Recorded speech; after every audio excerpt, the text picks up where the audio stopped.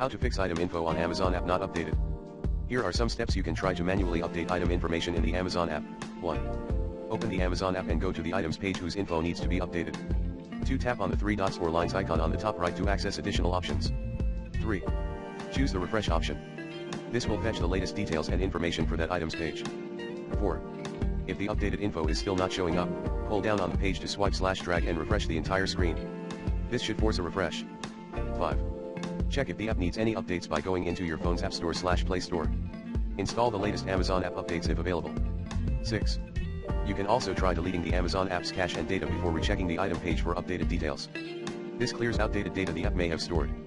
7. If the issue still persists, you likely will need to contact Amazon's customer service for further troubleshooting. Make sure to provide the exact name/URL of the product when describing the issue. Hope this helps explain a few manual refresh options to try and surface the latest item information. Let me know if the problem continues even after trying the troubleshooting steps.